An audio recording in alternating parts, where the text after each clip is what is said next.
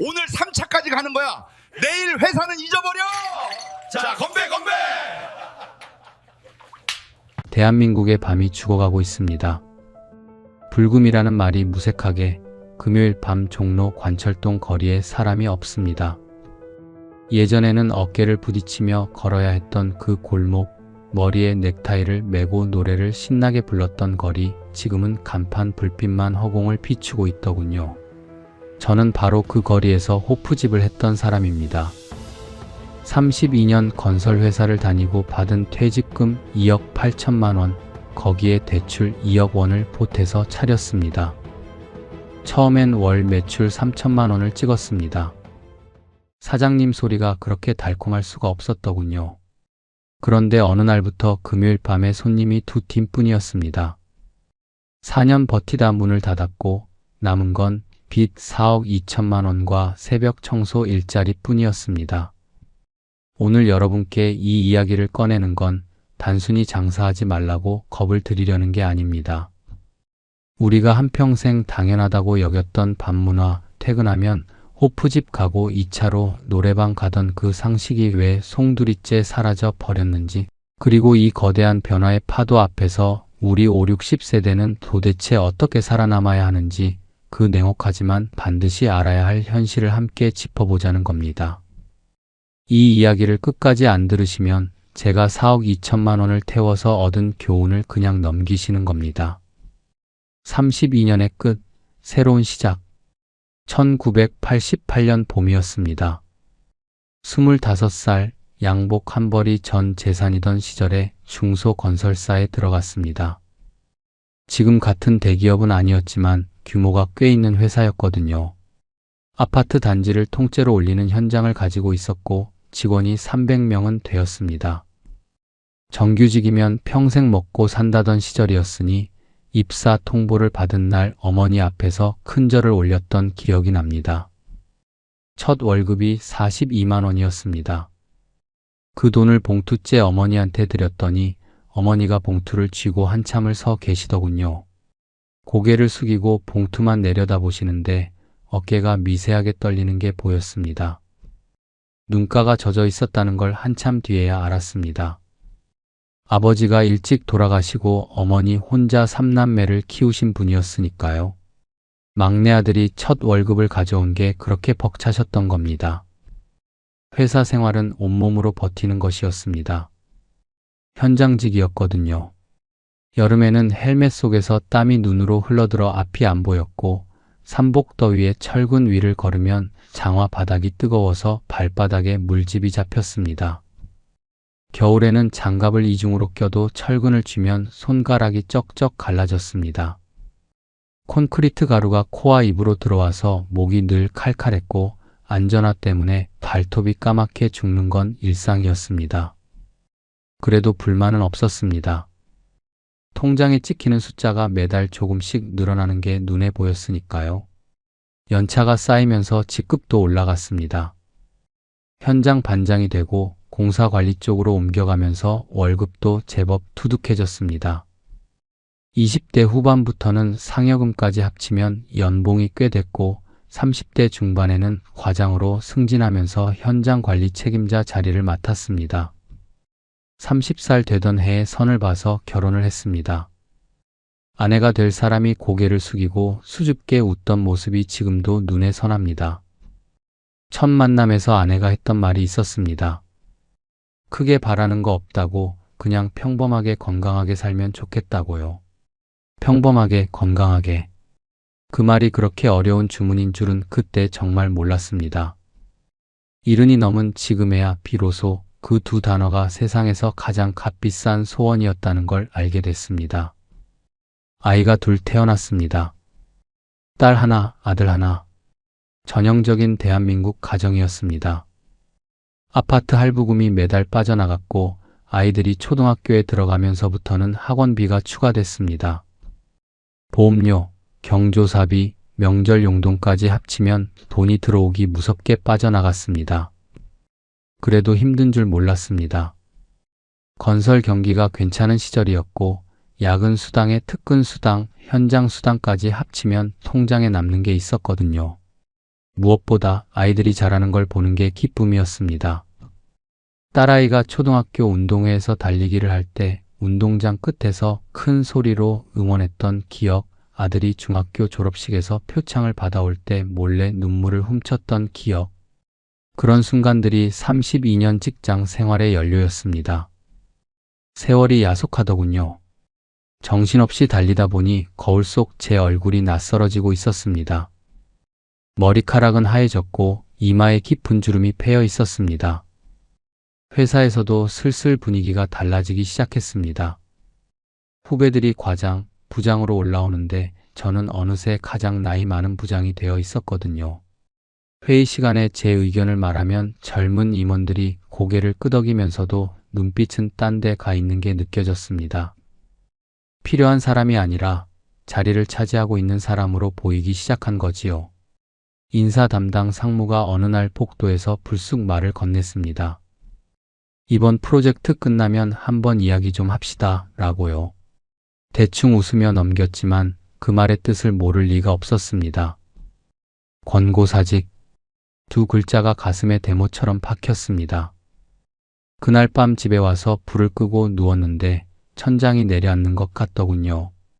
32년이라는 세월이 한순간에 끊어질 수 있다는 공포. 하지만 저항할 수가 없었습니다. 이미 주변 동기들이 하나둘 회사를 떠난 뒤였으니까요.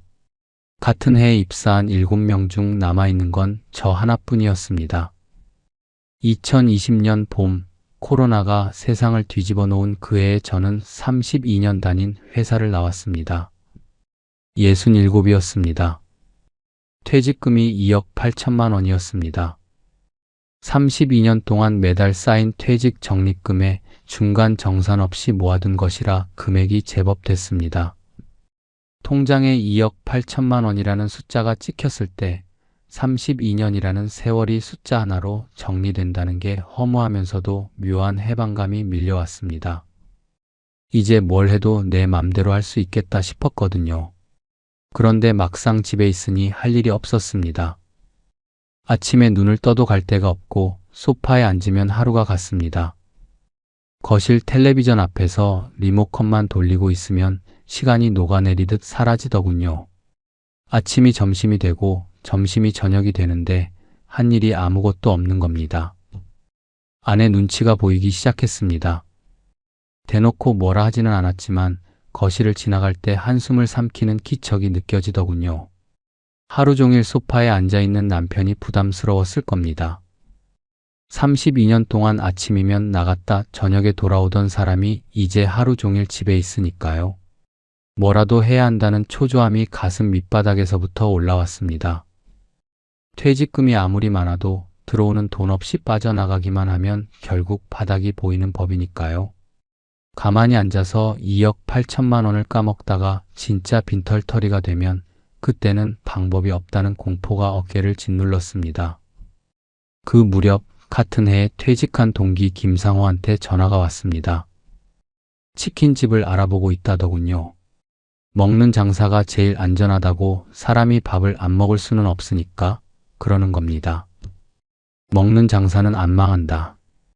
이 말 우리 세대는 진리처럼 받아들였습니다. 가만히 생각해보면 근거가 뭔지도 모릅니다. 그냥 어디서 들었고 주변에서 다들 그러니까 사실이라고 믿었던 거지요. 지금 돌이켜보면 이 한마디가 제 인생을 절벽 끝으로 밀어버린 시작이었더군요. 상호는 결국 치킨집을 차렸고 저는 좀 더 고민을 했습니다. 그러다 우연히 종로 관철동을 지나가게 됐습니다. 오랜만에 찾은 관철동이었습니다. 서울 YMCA 맞은편 만남의 장소였던 종로 서적 뒤편으로 이어지던 그 거리. 20대, 30대 시절 퇴근하면 동료들과 맥주를 마시러 수도 없이 드나들던 골목이었습니다. 골목 입구에 선이 옛날 기억이 물밀듯이 밀려왔습니다. 네온사인 불빛 아래 사람들이 어깨를 부딪히며 걷던 풍경, 호프집에서 흘러나오던 음악 소리, 자정이 넘어도 택시를 잡으려 차도까지 내려와 따따블을 외치던 목소리들. 여기서 호프집을 하면 어떨까? 그 생각이 머리에 꽂히는 순간 심장이 뛰기 시작하더군요.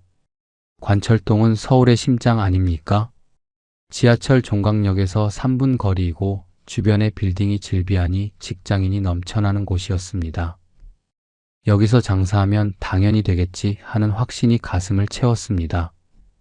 며칠 뒤 아내한테 종로에 호프집을 해보겠다고 말했습니다. 아내 표정이 굳더군요. 이 나이에 술장사라니 무리 아니냐고 했지만 저는 은행에 넣어봐야 이자가 얼마나 되겠느냐고 이러다 퇴직금 까먹기 전에 뭐라도 해야 한다며 밀어붙였습니다. 아내는 한숨을 쉬고 더 이상 말을 하지 않았습니다. 30년 넘게 살면서 제가 마음먹으면 안 꺾이는 걸 너무 잘 알았으니까요. 지금 생각하면 그때 아내가 발을 딱 굴러줬더라면 어땠을까 싶기도 합니다. 하지만 이미 엎질러진 물이지요. 이렇게 해서 퇴직금 2억 8천만 원을 들고 관철동으로 향했습니다. 32년 월급쟁이 인생이 끝나고 사장 인생이 시작되는 순간이었습니다. 가슴이 터질 것 같았습니다. 불안감보다 기대감이 훨씬 컸으니까요. 그때 저는 몰랐습니다. 제가 걸어 들어가는 곳이 꿈의 무대가 아니라 절벽이었다는 걸요. 관철동의 불빛. 가게를 구하는데 한 달이 걸렸습니다. 관철동 골목마다 발품을 팔았는데 그때만 해도 빈자리가 잘 나오지 않더군요. 상가가 빡빡했습니다. 부동산 문을 열고 들어갈 때마다 임대료를 듣고 놀랐습니다. 30평짜리가 보증금 5천만 원에 월세 450만 원, 25평은 보증금 4천만 원에 월세 400만 원. 부동산 사장님이 웃으면서 말하더군요. 여기가 관철동이니 이 정도면 싼 거라고. 옆 골목은 500 넘는 데도 있다고요. 비싸다 싶었지만 위치가 압도적이었습니다. 지하철 종각역에서 걸어서 3분, 골목 입구에서 들여다보면 바로 보이는 자리였거든요. 이 목이면 앉아서 장사해도 되겠다 싶었습니다. 결국 30평짜리를 잡았습니다. 보증금 5천만 원, 월세 450만 원의 계약서를 썼습니다. 도장을 찍는 순간 손끝이 미세하게 떨리더군요. 이게 시작이라는 감각과 함께 뭔가 돌이킬 수 없는 선을 넘었다는 감각이 동시에 밀려왔습니다. 인테리어 견적이 나왔을 때 처음으로 위가 쓰렸습니다. 30평인데 7천만 원이 넘는다는 겁니다. 업자가 말하길 자재값이 올랐고 주방 설비에 대형 냉장고, 생맥주 디스펜서, 에어컨 2대까지 하면 이 정도는 나온다고요. 깎고 또 깎아서 6,500만 원에 합의했습니다. 거기에 주방기기 추가 구입비 1,500만 원, 테이블 12개와 의자, 그릇, 잔 등 특집기류가 800만 원, 초기 식자재와 주류 구입비가 1,200만 원. 계산기를 두드려 보니 벌써 1억 5천만 원이 나갔습니다. 퇴직금 2억 8천만 원에서 1억 5천만 원을 빼면 1억 3천만 원이 남는데 이 돈으로 운영을 시작해야 했습니다. 그런데 운영 자금이라는 게 생각보다 빠르게 빠져나갑니다. 월세 450만 원, 직원 인건비가 2명분 400만 원, 전기 가스 수도 공과금에 각종 세금까지 합치면 달마다 1,000만 원 넘게 고정 지출이 잡혔습니다. 매출이 바로 올라오면 다행이지만 초반에 홍보 비용이며 시행착오며 적자가 날 수도 있는 시기를 버텨야 합니다. 1억 3천만 원이 넉넉한 돈이 아니라는 걸 계산을 해보고 나서야 깨달았습니다. 여기서 은행을 찾았습니다. 소상공인 대출이라는 걸 이때 처음 알게 됐습니다. 서류를 한 보따리 들고 일주일을 뛰어다녔고 2억 원이 승인됐습니다. 금리 연 4% 후반대, 월 이자만 80만 원이 넘었습니다. 큰 금액이었지만 겁이 나지 않았습니다. 관철동에서 월 매출 2천만 원 못 벌 이유가 없다. 2천만 원만 넘으면 이자 감당하고도 남는다. 그렇게 계산했습니다. 계산이라기보다는 믿음이었습니다. 아무 근거 없는 맹목적 믿음. 그게 제일 무서운 것이라는 걸 그때는 전혀 몰랐습니다. 대출금 2억 원이 통장에 찍히던 날 손이 떨렸습니다. 퇴직금 2억 8천만 원에 은행 돈 2억 원. 총 4억 8천만 원을 30평짜리 호프집 하나에 올인한 셈이었습니다. 32년 인생의 전부와 앞으로 수십 년 동안 갚아야 할 미래까지 한꺼번에 걸어버린 겁니다. 지금 생각하면 미친 짓이었습니다. 하지만 그때는 용기라고 믿었습니다. 용기와 만용의 차이를 모르는 게 얼마나 무서운 건지 4년 뒤에야 뼈저리게 알게 됩니다. 인테리어가 시작되면서 매일 가게에 나갔습니다. 벽에 짙은 나무색 판넬이 올라가는 걸 지켜봤습니다. 목수가 망치질을 할 때마다 나무 냄새가 가게 안에 퍼졌습니다. 조명이 걸리고 바닥에 타일이 깔리고 주방에 스테인리스 조리대가 들어오면서 빈 공간이 조금씩 가게의 형태를 갖추기 시작했습니다. 32년 동안 남의 밑에서만 일하다가 처음으로 내 이름을 건 공간이 만들어지고 있다는 사실에 가슴이 벅차올랐습니다. 건설 현장에서 남의 건물을 수도 없이 올렸지만 정작 내 가게 하나 꾸미는 건 이때가 처음이었거든요. 아내와 함께 간판 이름을 골랐습니다. 달빛 한 잔. 아내가 제안한 이름이었습니다. 달빛 아래서 맥주 한 잔 기울이는 풍경이 떠올라서 좋다고 했습니다. 네온 사인으로 제작을 맡겼는데 밤에 불을 켜면 골목 입구에서도 환하게 보이더군요. 은은한 노란빛이 벽을 타고 번지는 게 꼭 달빛 같았습니다. 그 불빛을 처음 본 날 골목 건너편에 서서 한참을 바라봤습니다. 눈시울이 뜨거워지더군요. 이게 내 인생 두 번째 시작이구나. 여기서 잘하면 노후 걱정 없이 살 수 있겠구나. 가슴이 부풀어 올라 터질 것 같았습니다. 개업일은 2020년 9월이었습니다. 코로나가 완전히 끝나지 않은 시기였지만 사회적 거리두기가 많이 풀린 뒤라 장사가 될 거라 판단했습니다. 오히려 코로나 때문에 문 닫은 가게가 많아서 경쟁이 줄었다고 봤거든요. 지금 들어가면 선점 효과를 볼 수 있다. 그런 논리였습니다. 완전히 잘못된 판단이었다는 걸 나중에야 알게 됩니다만 그때는 천재적인 타이밍이라고 자화자찬을 했습니다. 개업 첫날 아침부터 가게에 나가 테이블을 닦고 맥주잔을 줄 세우고 안주 재료를 손질했습니다. 아내도 앞치마를 두르고 주방에 섰습니다. 저녁 6시 문을 열었습니다. 1시간 동안 아무도 오지 않았습니다. 시계 초침 소리가 유난히 크게 들렸습니다. 조바심이 가슴을 긁어대기 시작할 무렵 문이 열리며 양복 차림의 남자 4명이 들어왔습니다. 첫 손님이었습니다. 생맥주를 따르는데 손이 벌벌 떨려서 거품이 넘쳤습니다. 급하게 다시 따라 내갔더니 손님 하나가 웃으면서 첫날이냐고 물었습니다. 맥주 맛은 좋다고 자주 오겠다는 말이 돌아왔습니다. 그 한마디에 어깨 위 불안감이 툭 떨어져 나가는 기분이었습니다. 그날 밤 테이블 12개 중 8개가 찼습니다. 매출을 정리해보니 120만 원이었습니다. 첫날 치고 나쁘지 않았습니다. 가게 불을 끄고 나오면서 아내의 피곤하지만 환한 웃음을 봤습니다. 됐다 싶었습니다. 집에 돌아와 누웠는데 잠이 오지 않더군요. 하루 120만 원이면 한 달에 3,600만 원, 평일이 좀 줄더라도 3천만 원은 가능하겠다. 계산이 머릿속에서 딱딱 맞아 들어갔습니다. 물론 머릿속에서만 말입니다. 그 뒤 한 달은 정신없이 흘러갔습니다. 입소문이 돌기 시작했거든요.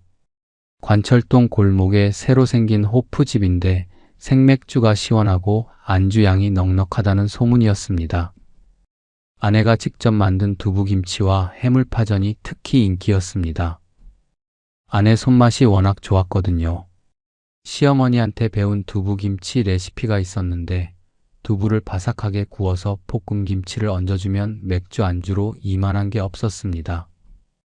단골들이 그 맛을 잊지 못하고 다시 찾아왔습니다.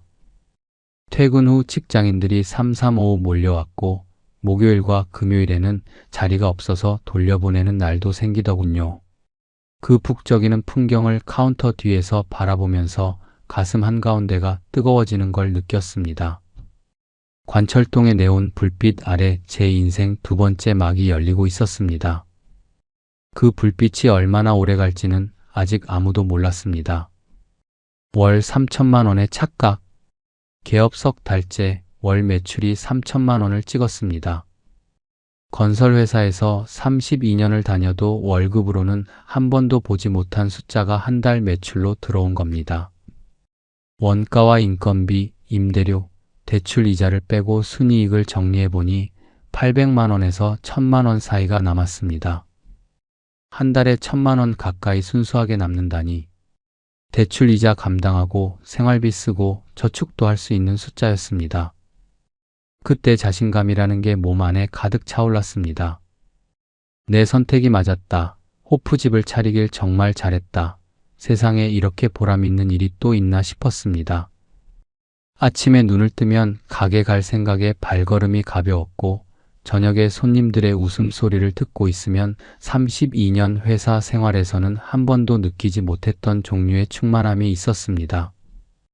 회사에서는 남이 시키는 일을 했지만 여기서는 내가 주인이었으니까요. 맥주잔 하나를 내가는 것도, 안주 메뉴를 바꾸는 것도, 가게 조명 밝기를 조절하는 것도 전부 제 결정이었습니다. 그 자유로움이 달콤했습니다. 단골이 생기기 시작한 것도 이 무렵이었습니다.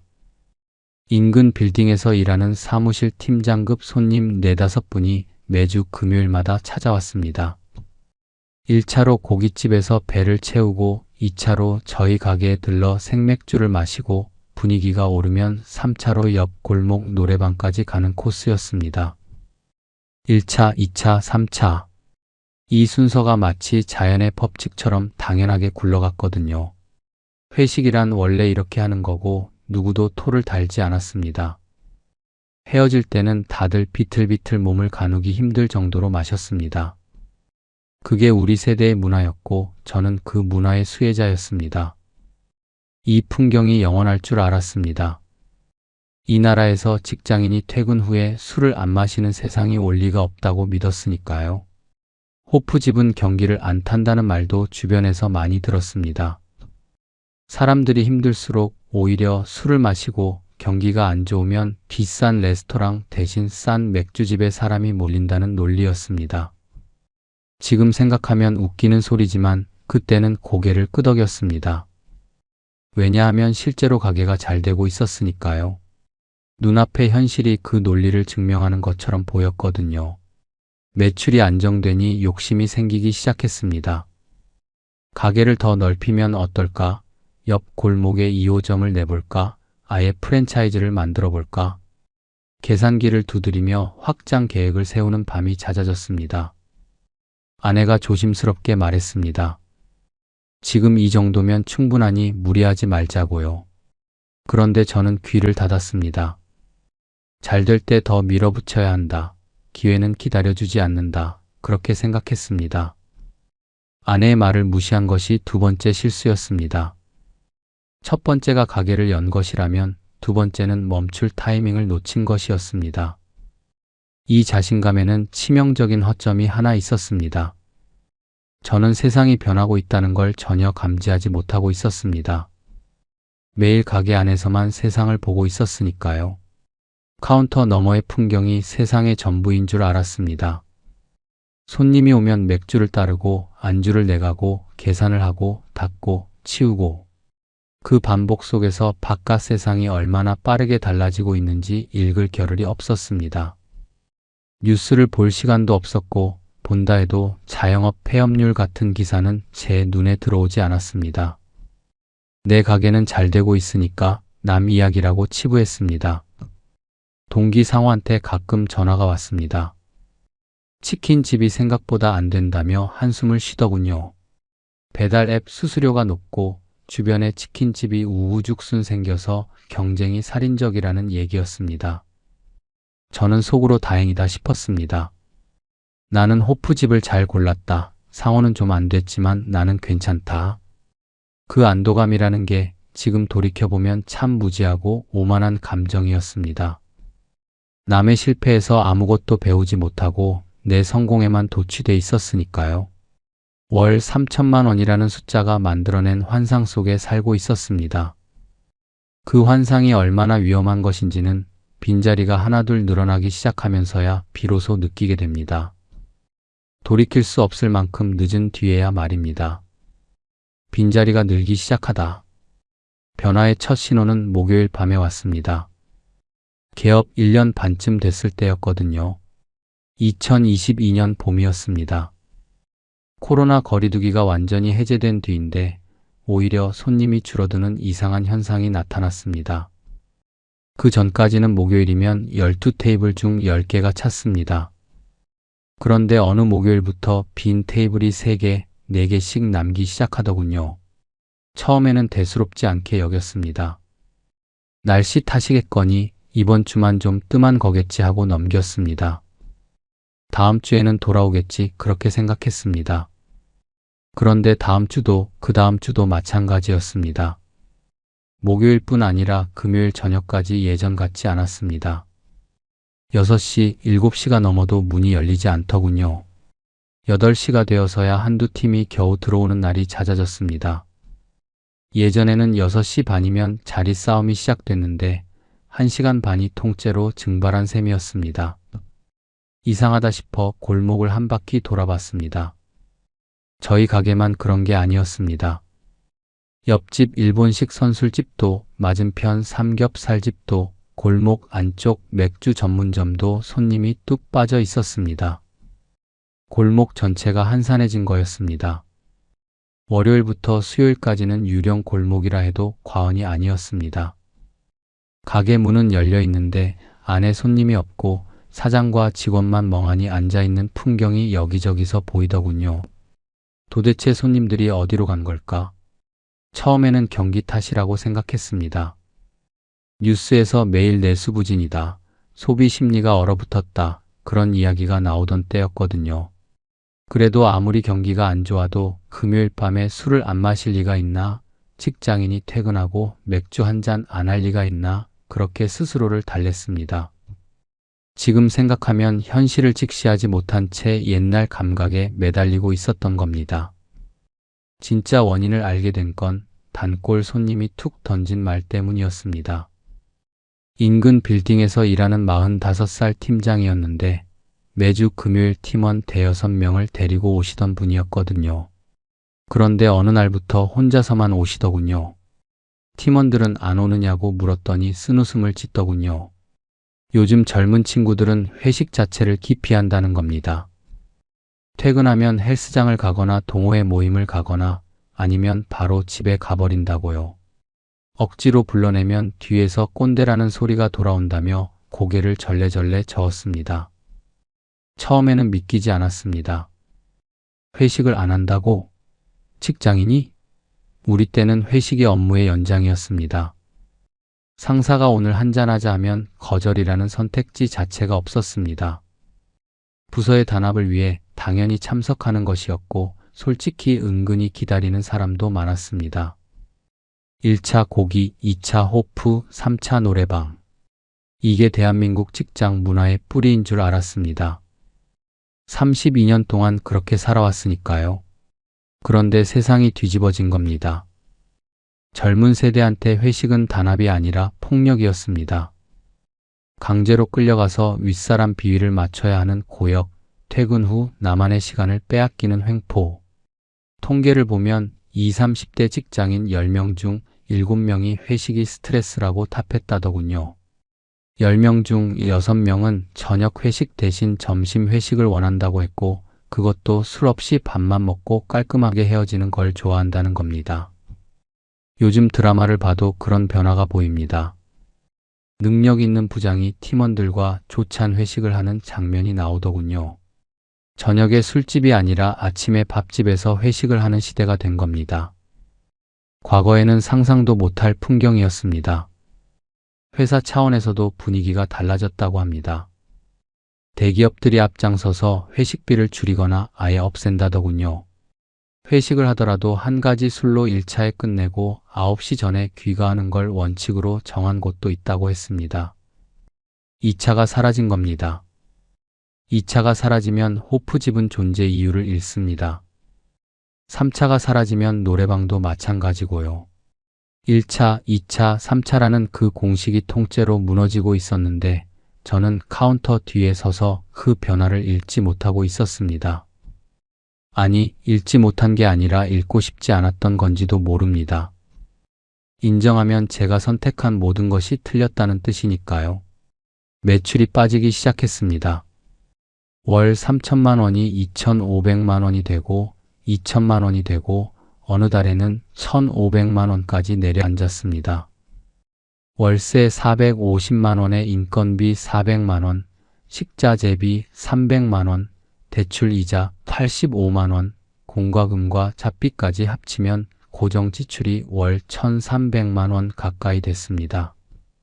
1,500만 원을 벌어도 남는 게 200만 원밖에 안 됐고 그마저도 점점 줄어들고 있었습니다. 처음으로 통장 잔고를 보면서 손이 떨렸습니다. 반년 전까지만 해도 여유 있던 운영 자금이 눈에 띄게 쪼그라들어 있었거든요. 이러다 적자로 돌아서면 어떡하지?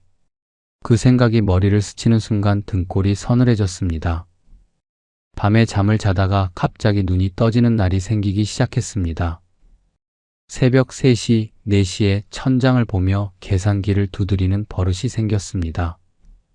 그래도 인정하고 싶지 않았습니다. 일시적인 거다. 좀 있으면 나아질 거다. 관철동인데 안 될 리가 없다. 스스로에게 거짓말을 하면서 버텼습니다. 빈자리는 점점 늘어갔고 그 빈자리가 채워질 기미는 보이지 않았습니다. 세상이 바뀌고 있었다. 회식 문화의 소멸은 시작에 불과했습니다. 더 큰 파도가 동시에 밀려오고 있었거든요. 물가가 미친 듯이 올랐습니다. 뉴스에서 소비자 물가 상승률이 어쩌고 하는 말이 매일 나왔지만 숫자보다 피부로 느껴지는 게 더 충격적이었습니다. 식자재 도매 시장에 가면 한 달 전 가격표가 무색할 만큼 올라 있었거든요. 양파 한 망이 2만 원이 넘고 대파 한 단이 5천 원이 넘었습니다. 식용유 가격이 2배 가까이 뛰었고 밀가루도 올랐습니다. 안주를 만들려면 재료가 필요하고 재료값이 오르면 원가가 올라갑니다. 원가가 오르면 안주 가격을 올려야 하는데 가격을 올리면 손님이 줄어듭니다. 이러지도 저러지도 못하는 상황이었습니다. 손님 입장에서 생각해보면 더 명확했습니다.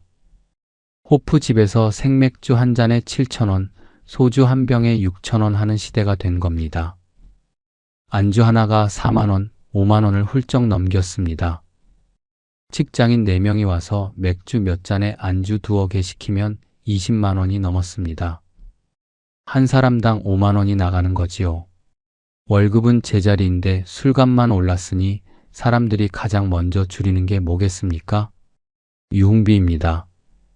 먹고 사는데 필수적이지 않은 지출부터 칼로 베어내는 거지요. 우리 세대도 마찬가지였습니다. 예전에는 친구를 만나면 야야야 지갑 집어넣어 내가 낼게 하며 호기 있게 카드를 긁었습니다. 누가 먼저 내느냐를 놓고 실랑이를 벌이는 게 미덕이던 시절이 있었습니다. 그런데 이제는 은근히 눈치를 보게 됐습니다. 상대방이 내겠다 하면 슬쩍 양보하게 되더군요. 체면보다 통장 잔고가 더 무거워진 겁니다. 그럴 바에는 차라리 집에서 편하게 혼자 한잔하는 게 마음이 편했습니다. 젊은 세대는 더했습니다. 술값에 5만 원을 쓸 바에는 차라리 저축을 하거나 주식을 사겠다며 철저하게 가성비를 따지더군요. 술을 안 마시는 게 아니라 비싼 돈 내고 밖에서 마시는 게 바보 같다는 인식이 퍼진 겁니다.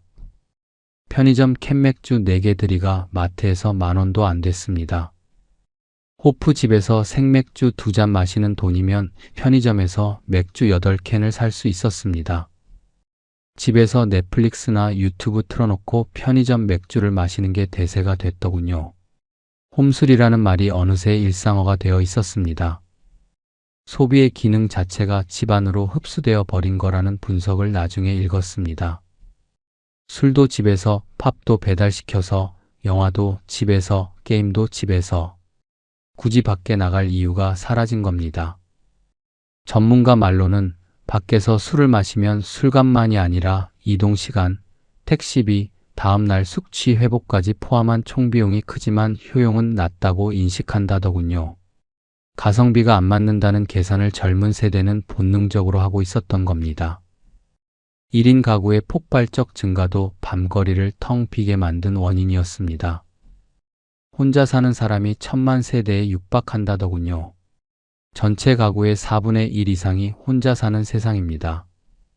혼자 사는 사람들은 밤늦게까지 밖에서 술을 마시지 않습니다. 같이 갈 사람도 마땅치 않고 혼자 호프집에 앉아 있는 게 편할 리도 없으니까요. 배달 앱 하나면 안주도 집으로 오고 술도 집으로 옵니다. 편의점이 24시간 열려 있으니 새벽에 맥주가 마시고 싶으면 슬리퍼 끌고 내려가면 됩니다. 밤거리를 배회할 이유가 사라진 겁니다.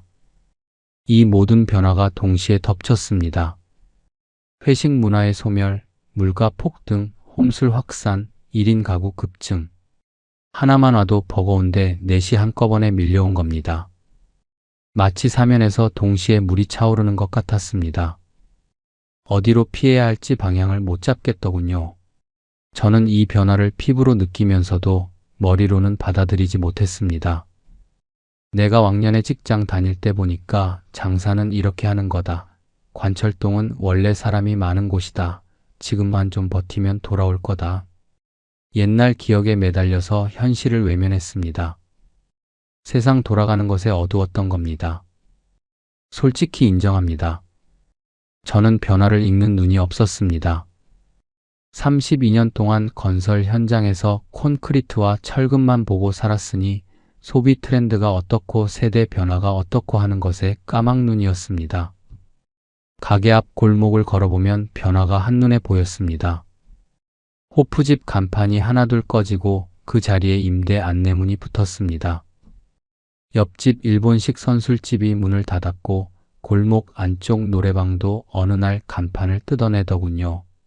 전국적으로 보면 작년 한 해에만 호프집 1300곳이 폐업했습니다. 간이주점은 1년 새 10% 넘게 사업자 수가 줄었고요. 노래방은 더 처참해서 10년 전 3만 5천 곳이던 것이 2만 5천 곳으로 줄었습니다. 만 곳이 사라진 겁니다.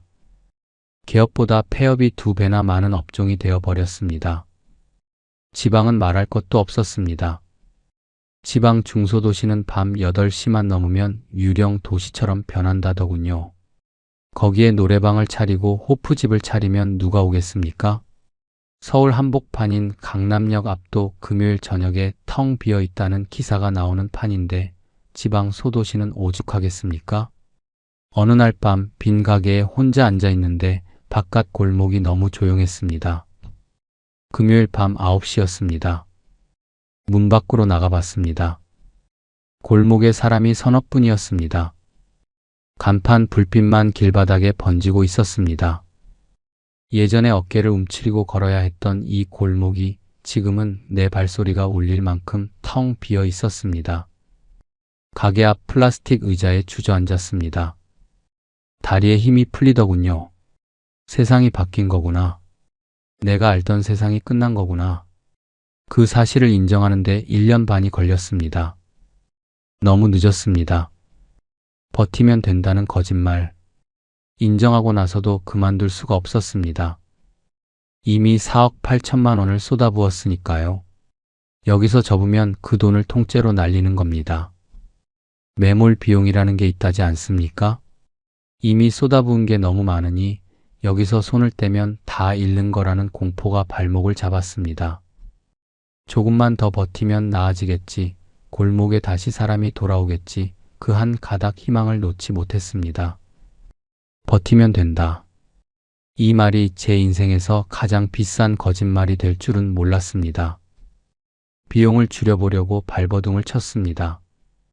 아르바이트 직원 2명을 내보내고 아내와 둘이서 가게를 돌리기로 했습니다. 인건비 400만 원이 통째로 절약되는 셈이었으니까요.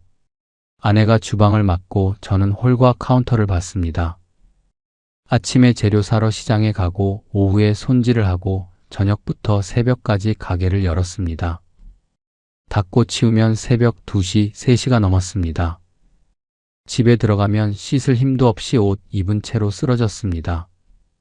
쉬는 날이 없었습니다. 월요일부터 일요일까지 365일 가게 문을 열었습니다.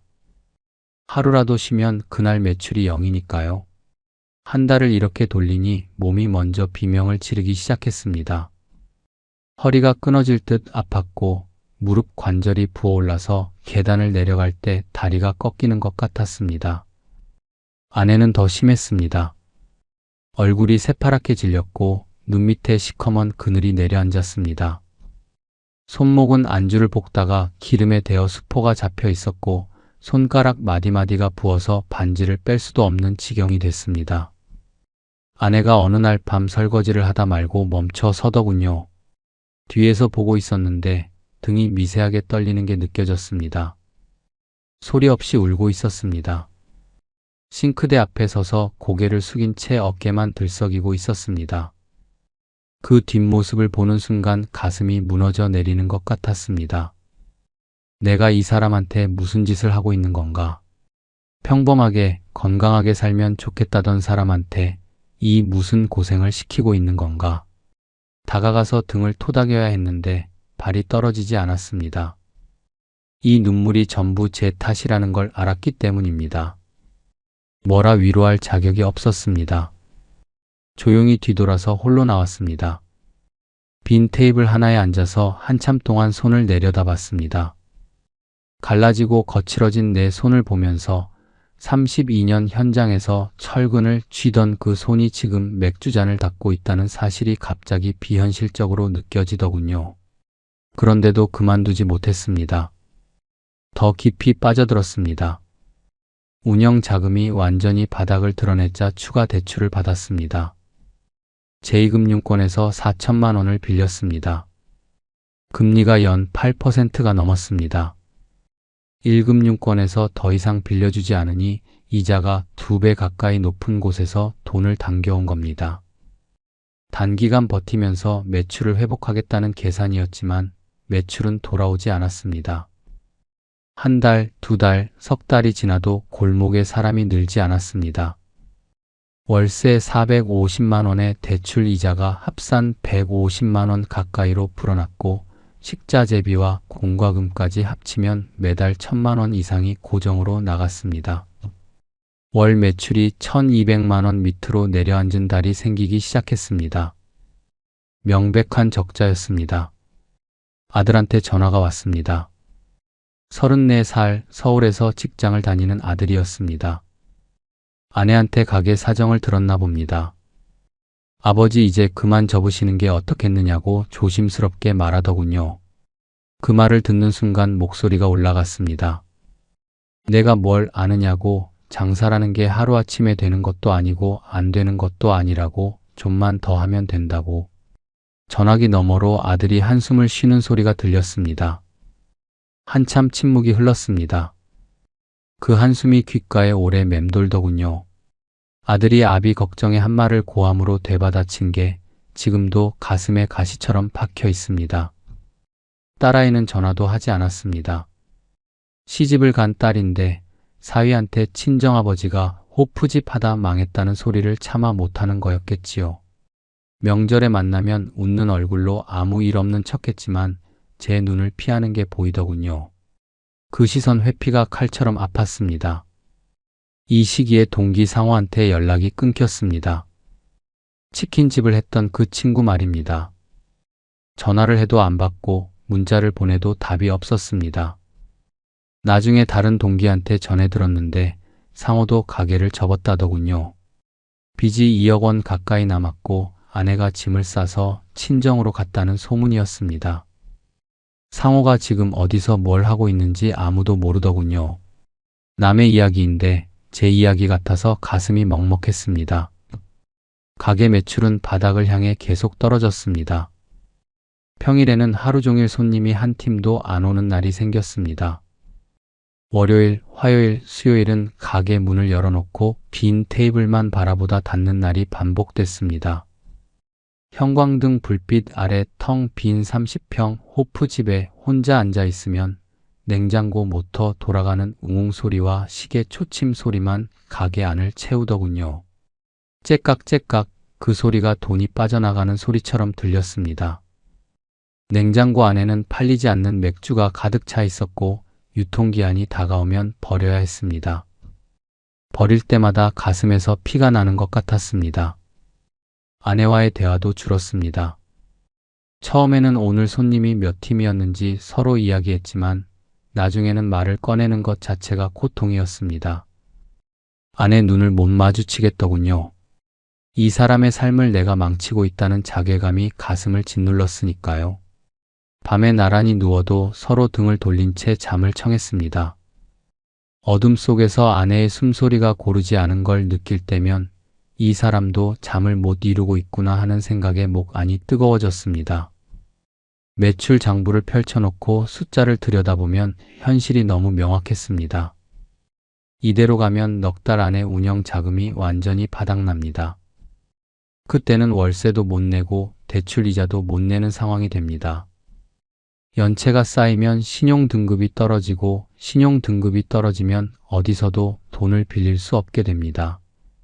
막다른 골목이 눈에 보이는데 발걸음을 멈출 수가 없었습니다. 버티면 된다. 그 말을 주문처럼 외우면서 하루하루를 보냈습니다. 돌이켜보면 버틴 게 아니었습니다. 가라앉고 있었던 겁니다. 물속에서 발버둥을 치면 칠수록 더 깊이 빠져드는 것처럼 버티려고 발버둥 칠수록 빚은 더 불어나고 있었습니다. 3억 2천만 원이었던 빚이 4억을 넘어서고 있었고 그 숫자 앞에서 저는 완전히 무력해졌습니다. 문을 닫던 날, 2024년 8월 개업한 지 4년째 되던 여름이었습니다. 그해 여름은 유난히 더웠습니다. 서울의 낮 기온이 35도를 넘나드는 날이 계속됐는데 가게 안도 찜통이었습니다. 에어컨을 틀면 전기세가 무서웠고 끄면 앉아있을 수가 없었습니다.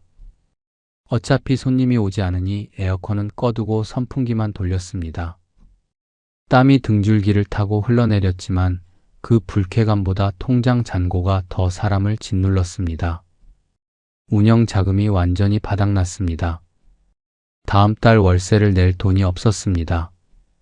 임대인한테 전화를 걸어 한 달만 밀리겠다고 사정했습니다. 처음에는 한숨을 쉬며 이번 한 번만이라고 했지만 두 번째 달에는 목소리가 확 차가워지더군요. 본인도 은행에 이자를 내야 하니 더 이상은 못 기다리겠다고요. 맞는 말이었습니다. 임대인도 나름의 사정이 있는 거니까요. 하지만 없는 돈을 어디서 만들어내겠습니까? 대출 이자도 연체가 시작됐습니다. 은행에서 독촉 문자가 오더군요. 처음에는 정중한 안내 문자였는데 한 달이 지나니 법적 조치를 운운하는 내용으로 바뀌었습니다. 제2금융권에서는 더 거칠었습니다. 전화가 하루에 두세 통씩 왔고 받으면 기계적인 목소리로 연체 금액과 이자를 읊어댔습니다. 휴대폰이 울릴 때마다 심장이 쿵 내려앉았습니다. 벨소리가 공포가 되는 경험 해보시지 않은 분은 모를 겁니다. 어느 날 오후 아내가 가게에 왔습니다. 평소와 다르게 앞치마를 두르지 않은 채 홀 맞은편 의자에 조용히 앉았습니다. 오래간만에 아내 얼굴을 똑바로 봤습니다. 4년 전 개업하던 날 환하게 웃던 그 얼굴이 아니었습니다. 볼이 꺼지고 눈밑 그늘이 짙어지고 입술이 갈라져 있었습니다.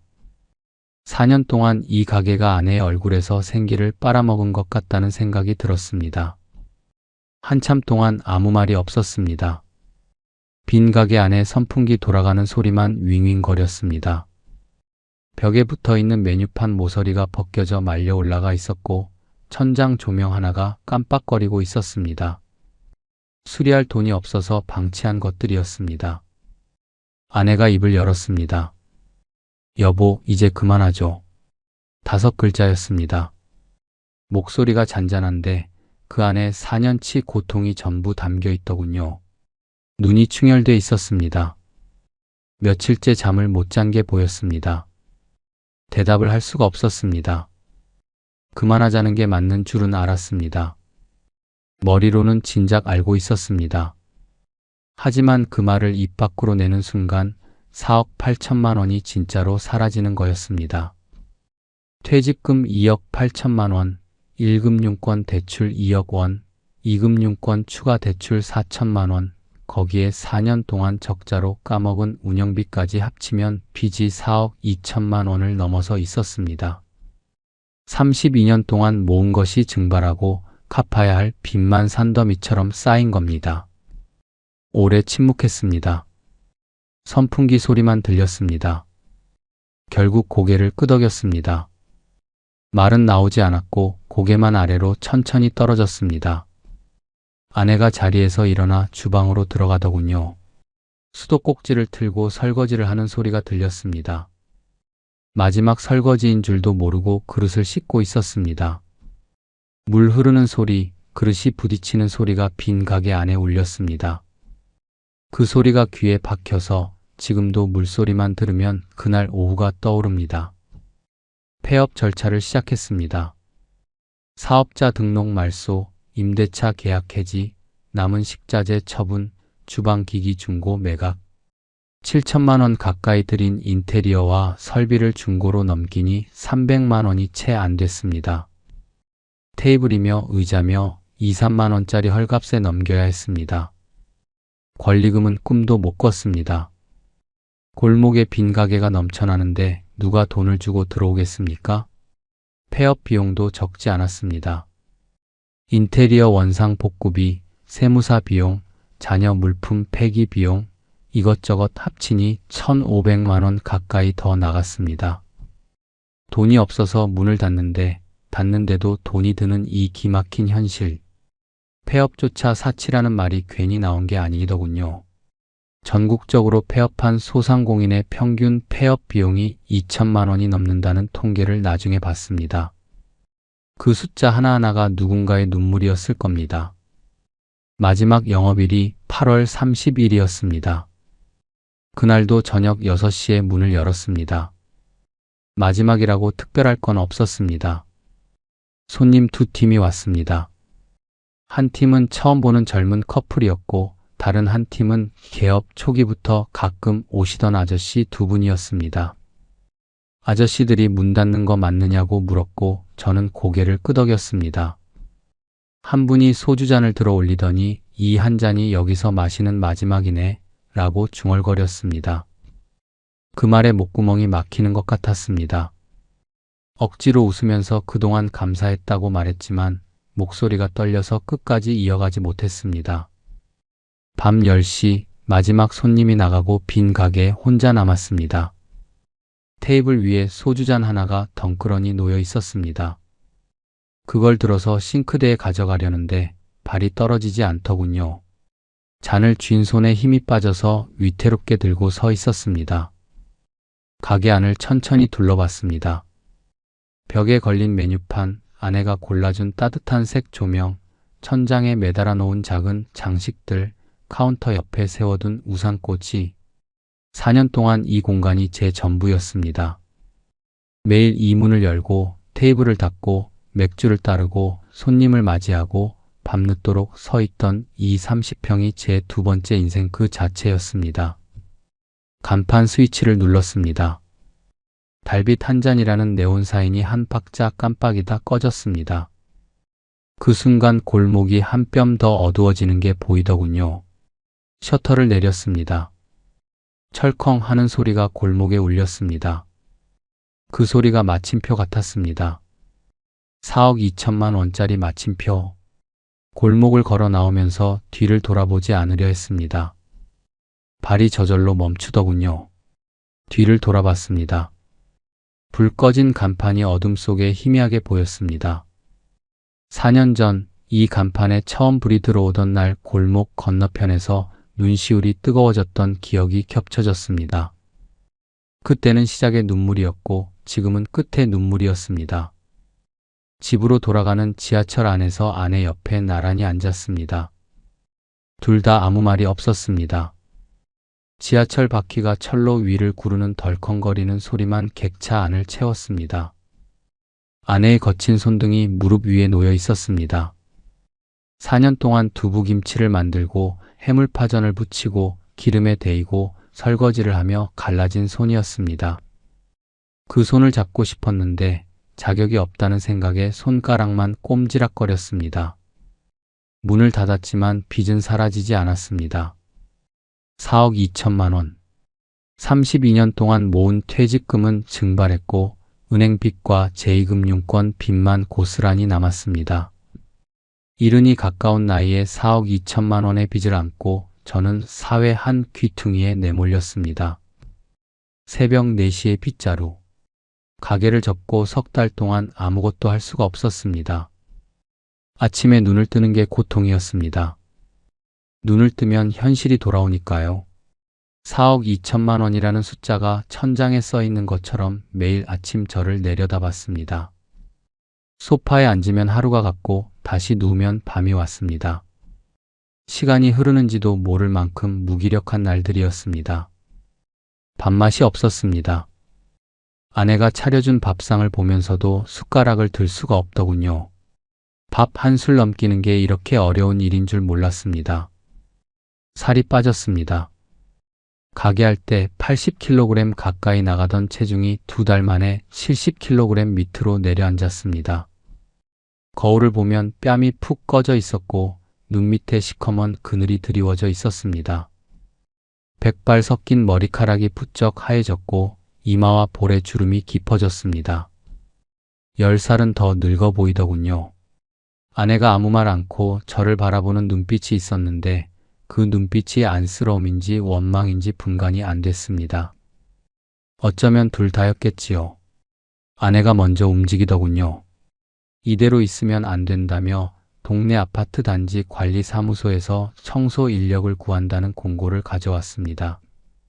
새벽 4시부터 아침 8시까지 일하는 자리였습니다. 일당 5만 5천 원. 한 달 꼬박 나가면 165만 원 정도 되는 돈이었습니다. 아내가 이걸 저한테 권유한 게 아닙니다. 본인이 먼저 나가겠다고 한 겁니다. 70이 가까운 아내가 새벽 4시에 일어나서 남의 아파트 복도를 쓸겠다는 말을 듣는 순간 머리를 망치로 맞은 것 같았습니다. 정신이 번쩍 들었습니다. 자존심이 뭡니까? 체면이 뭡니까? 내가 이 지경을 만들어 놓고 아내한테 빗자루를 들라고 할 수는 없었습니다. 그날 밤 잠을 이루지 못했습니다. 천장을 보면서 생각했습니다.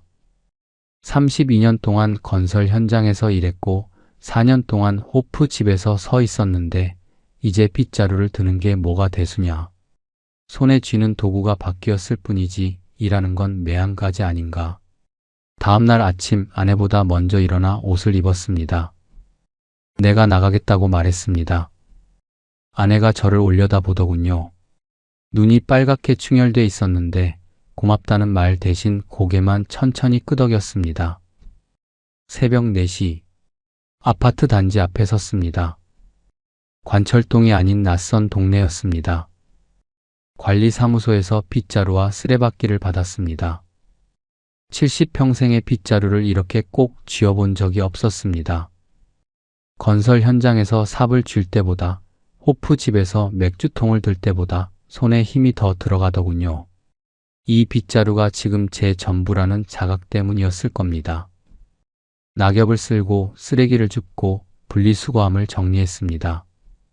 아파트 복도를 돌면서 사람들이 문 앞에 내놓은 쓰레기 봉투를 수거했습니다. 한겨울에는 손이 곱아서 빗자루가 미끄러졌고 봉투를 쥔 손가락의 감각이 없어져서 놓치는 일도 있었습니다. 여름에는 쓰레기통 냄새에 속이 뒤집어지고 장마철에는 빗속에서 무릉덩이를 치워야 했습니다. 하루 4시간 5만 5천 원. 이게 지금 제 하루의 전부입니다.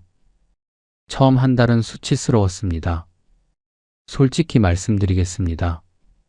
아파트 주민들이 출근할 때 엘리베이터 앞에서 마주치면 고개를 숙이게 되더군요. 양복 입고 서류 가방을 든 사람들이 지나갈 때 저도 한때 저런 사람이었는데 하는 생각이 올라왔습니다. 32년 동안 양복을 입고 출근했던 사람이 지금 빗자루를 들고 서 있다는 사실이 처음에는 견디기 힘들었습니다. 그런데 이상한 일이 생기더군요.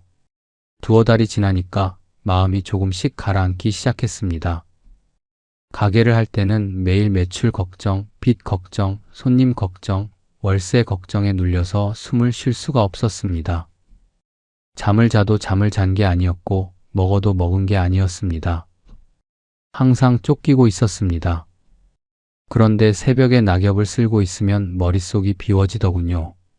사각사각 빗자루 끝이 아스팔트를 긁는 소리, 새벽 공기의 차갑고 투명한 냄새, 가로등 불빛 아래 흩어지는 낙엽의 그림자, 멀리서 새가 우는 소리, 그런 것들이 눈에, 귀에 들어오기 시작했습니다. 호프집 카운터 뒤에 서 있을 때는 한 번도 보이지 않던 것들이었습니다.